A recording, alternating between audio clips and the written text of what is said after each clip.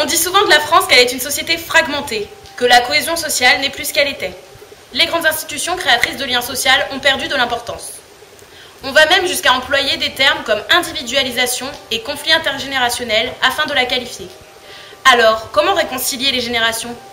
Existe-t-il à l'étranger des méthodes, recettes miracles, applicables en France afin d'intégrer les personnes âgées en maison de retraite à la vie en société ? Les personnes âgées peuvent apporter une certaine expérience que les jeunes n'ont pas.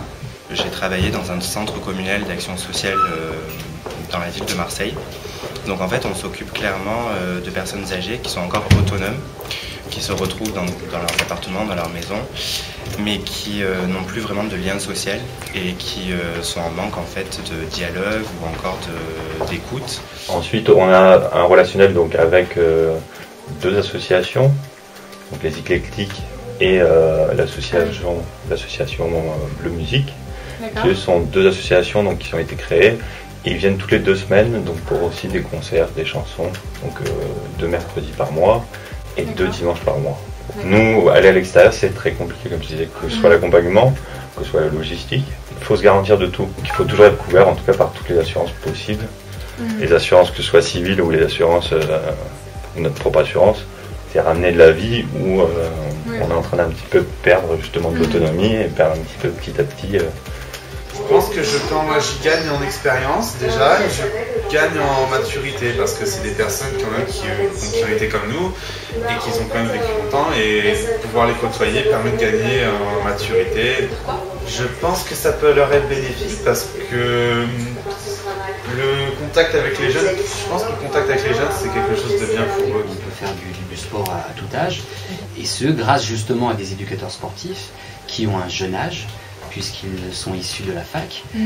En général, c'est le STAPS. Mais est-ce que c'est les maisons de retraite qui vous demandent, par exemple, ça avait beaucoup plu, est-ce que vous pourriez refaire quelque chose? Ou alors c'est vous qui, les jeunes, enfin, ou les éducateurs qui disent pourquoi pas? Et bien voilà, ça c'est les deux, bravo. On ne veut pas penser à la personne âgée. La personne âgée, c'est presque péjoratif. L'image de la personne âgée, c'est vieillissant, ça renvoie à la mort. Ça, c'est français. Une maison de retraite à Cannes-sur-Mer où on avait signé une convention. Donc c'est dommage, j'avais eu un début de partenariat. Oui, on a la convention, on a tout, mais ça n'a rien donné. Nous, on veut rester avec un esprit qu'on s'est créé à la base. Cet esprit, c'est l'amitié, plus que l'amitié. C'est un peu une fraternité. La famille. Comme la mairie nous donne une subvention, parce qu'on ne peut pas vivre comme ça d'amour et de flèche, plus les cotisations qu'on leur fait payer 20 € par an, après tous les repas, tout est après, gratuit. ils peuvent assister à tout. Tout ce que nous faisons, c'est pour l'assurance. Est-ce que par exemple, vous pourriez faire tous les mardis et tous les vendredis? Non, parce qu'on n'a pas les personnes pour. Allons maintenant voir ce qui se passe à l'étranger. Notre reporter, Madame Clavry, s'est rendue sur place et nous fait aujourd'hui le bilan de son expérience. Madame Clavry, bonjour. Bonjour Madame Arias, merci de me recevoir sur ce plateau. Effectivement, je me suis rendue en Allemagne, Belgique et Italie. L'Allemagne est sans aucun doute le pays le plus investi. Effectivement, le gouvernement met en place beaucoup de mesures pour que les seniors restent très actifs dans la vie de société.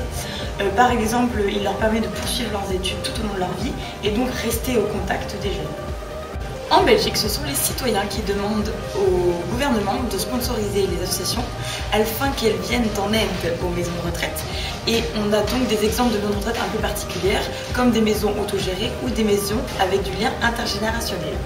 Comme par exemple la communauté de l'Abreuvoir, où les seniors gèrent eux-mêmes la vie quotidienne et ainsi gagnent en autonomie et en dynamisme. En Italie, on assiste à une toute autre situation. Effectivement, le gouvernement ne subventionne pas beaucoup les maisons de retraite afin de favoriser le lien intergénérationnel, mais cependant, la religion, elle, est très présente et favorise les liens intrafamiliaux. Ainsi, la personne âgée n'est pas exclue puisqu'elle vit toujours au sein du cocon familial. Merci Madame Clavry. On se rend donc compte que malgré la proximité géographique, les situations sont très différentes. Cela fera l'objet du débat qui est à suivre. Je vous laisse Madame Clavry rejoindre notre invité, Monsieur Pierre Cussonnet, animateur dans la maison de retraite Les Prés Fleuris à Nice. Monsieur Cussonnet, bonjour. Bonjour.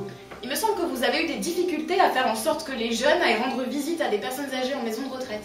Tout à fait. D'abord, le premier problème a été que les personnes âgées ont souvent un rythme assez cadré, assez régulier et n'aiment pas beaucoup que l'on les perturbe dans leur programme de vie. Ensuite, beaucoup d'entre elles ont en fait des problèmes moteurs ou des problèmes mentaux. D'un autre côté, il est aussi difficile de faire venir les enfants eux-mêmes parce qu'il y a beaucoup de problèmes dans l'organisation, ce qui fait que finalement ce sont des éléments très exceptionnels. Monsieur Cussenet, je me permets de vous interrompre. Comment expliquez-vous dans ce cas-là que dans les autres pays frontaliers de la France, la situation ne soit pas du tout la même? Est-ce que vous pensez que par exemple ça peut être dû à des différences dans le système associatif français qui est un peu moins subventionné finalement que nos pays voisins? Je pense qu'en fait le plus gros problème de la France, c'est l'assurance qui est extrêmement pesante quand on doit organiser un événement. Je reviens d'un reportage à l'étranger pour voir un petit peu ce qui se passe là-bas en termes de maisons de retraite. Et notamment en Belgique, on m'a reçu dans la maison qui s'appelle l'Abreuvoir, qui est une maison autogérée. Donc pour nos téléspectateurs, je vais rappeler un petit peu le principe d'une maison autogérée. En fait, c'est des seniors qui se regroupent et décident de autogérer finalement leur maison de retraite, ce qui leur donne davantage d'autonomie et d'indépendance. L'idée, c'est donc de trouver des solutions maintenant pour favoriser le lien intergénérationnel sur le long terme. Est-ce que vous avez des suggestions? Alors à défaut d'avoir des suggestions, j'ai une petite remarque à faire. Je trouve effectivement qu'en France, on a un problème dans l'intégration des seniors dans la vie active. Effectivement, on a souvent peur de la vieillesse et on a tendance à exclure un petit peu les seniors. Qu'en pensez-vous, monsieur? Je suis tout à fait d'accord et je pense que ce problème devient de plus en plus urgent et qu'il est vraiment temps que le gouvernement aide toutes les associations qui prennent en charge et prennent à cœur ce problème de la relation intergénérationnelle. Il serait bon que des bonus financiers soient accordés pour toutes les associations qui mettent en œuvre des projets pour faire se rencontrer les différentes générations. Je vous remercie pour votre présence à tous les deux. Merci. Merci et à bientôt sur Skype.